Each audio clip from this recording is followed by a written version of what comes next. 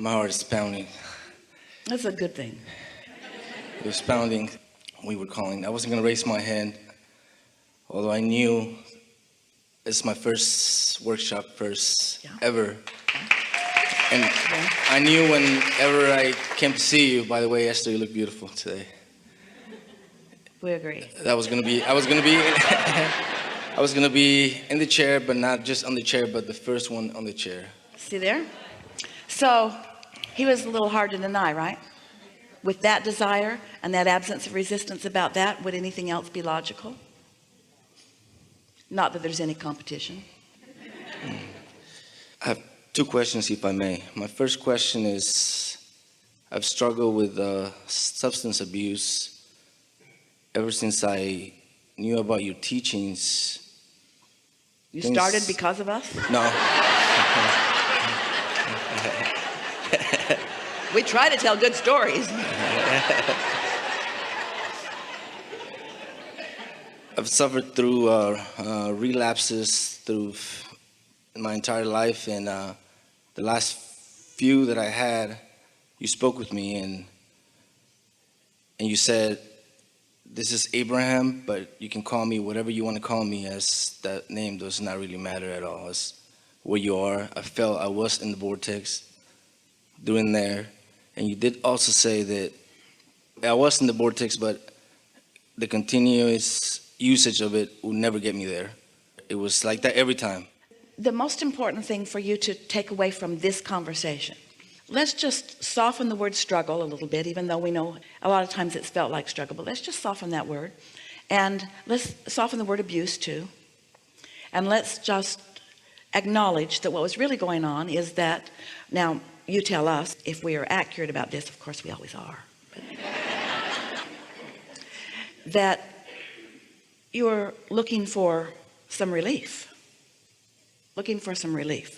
not knowing about the discord in your vibration, not really even knowing about vibration, not understanding meditation, not understanding about the cork floating, not knowing about your inner being, not knowing about the vibrational frequencies of this universe, not knowing that stuff, just living and feeling discomfort because of the way your thoughts had become oriented through your exposure to life.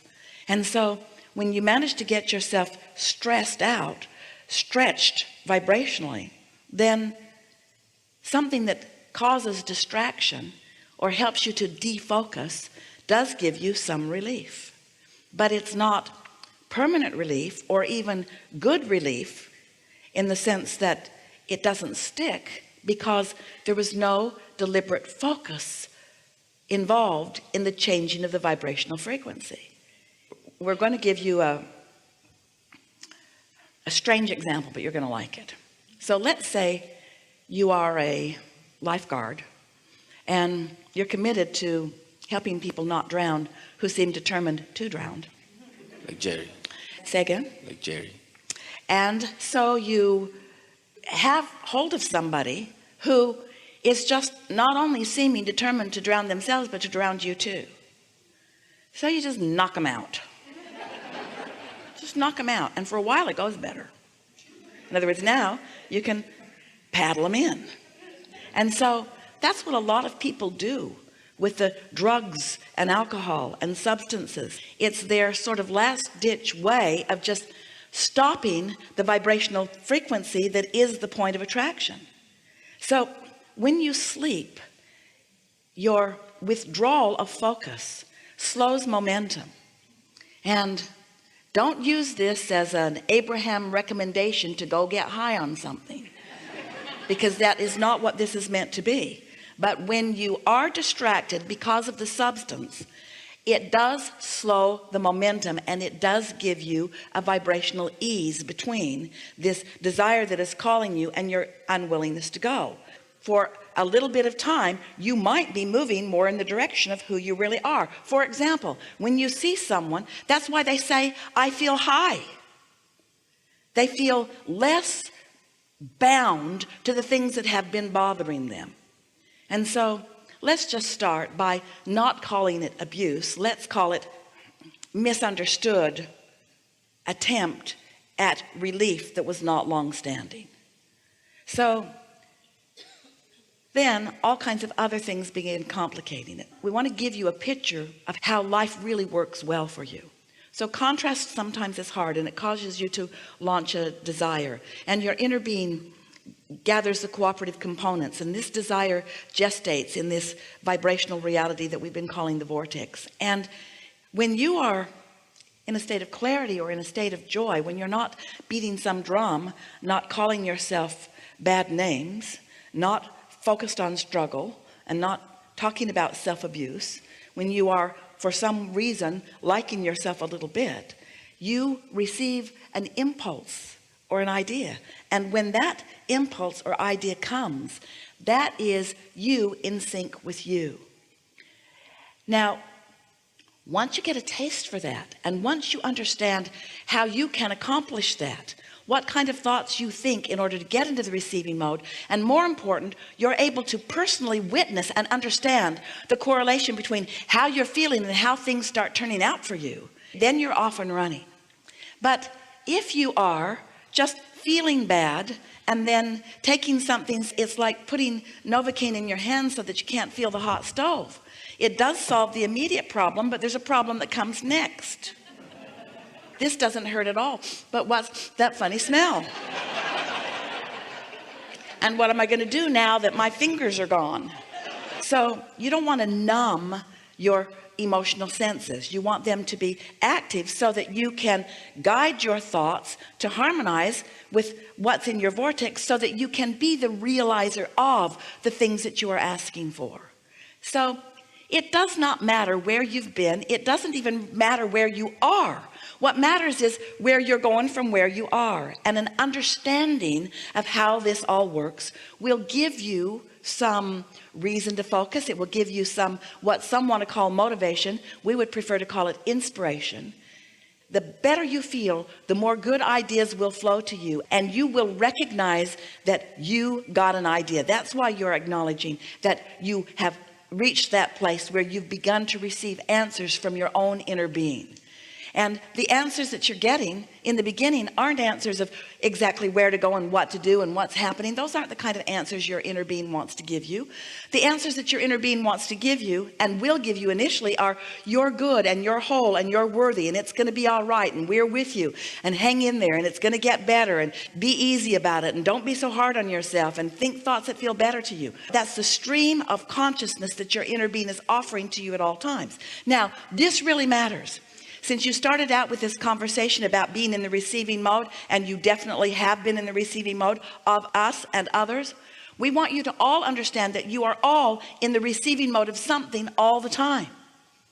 Because there are vibrational rivers and streams of frequencies and consciousness that are around you all the time. But the question that you want to ask yourself is, how do I feel as I am in this receiving mode? Because if you feel like some voice is saying to you to take up arms and go be vigilant and mow down a bunch of people, we promise you, you are not in the receiving mode of your source energy, but you are in some receiving mode. You're in that revenge receiving mode where rivers and streams of those who have felt disenfranchised have flowed thoughts, and every thought that has ever been thought still exists, you see.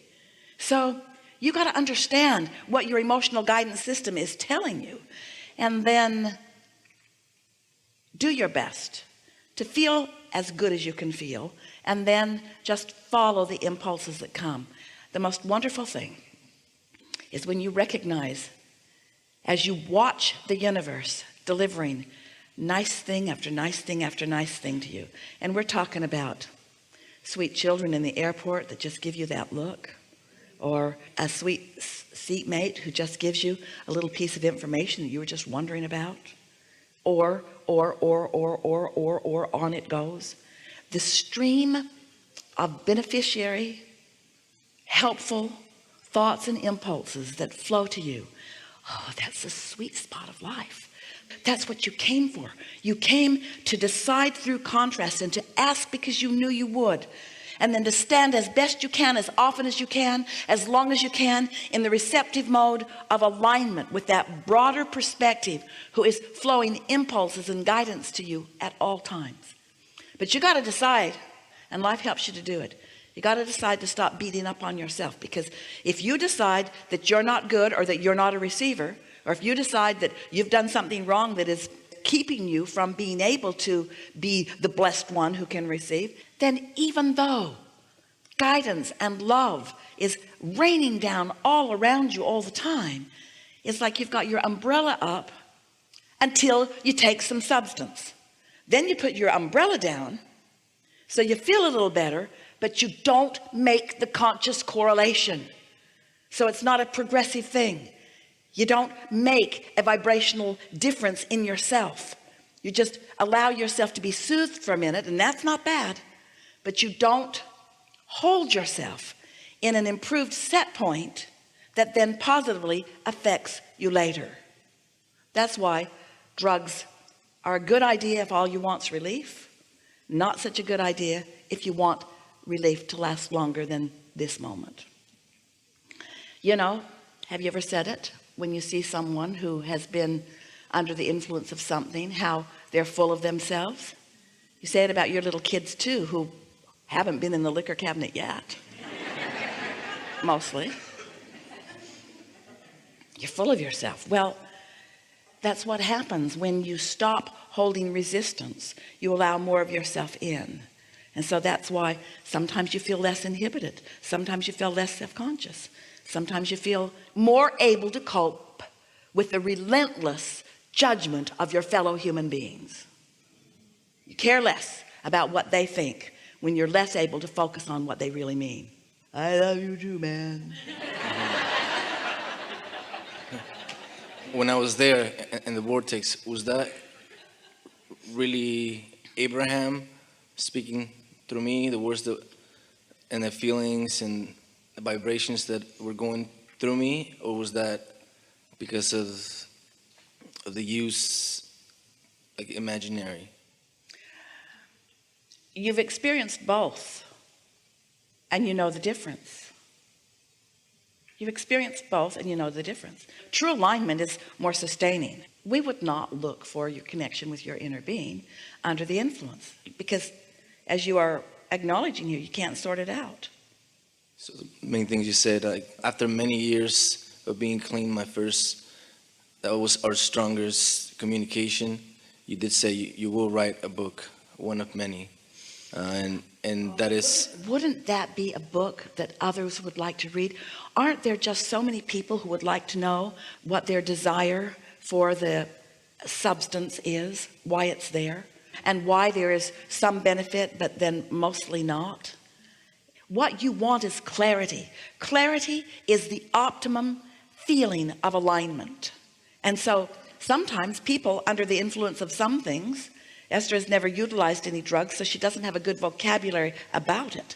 But sometimes people under the influence do feel clarity that they have not experienced before. Jerry talks about a friend who, under the influence of something, was so full of himself and just rambled on for hours. He was so sure that he had outlined all of the secrets of the universe, but to those who were listening, not so clear. And so you really want to be able to translate this vibrational frequency of source energy into a physical, tangible equivalent that you can understand. Enough? Enough. Really good. Thank you. Really good conversation.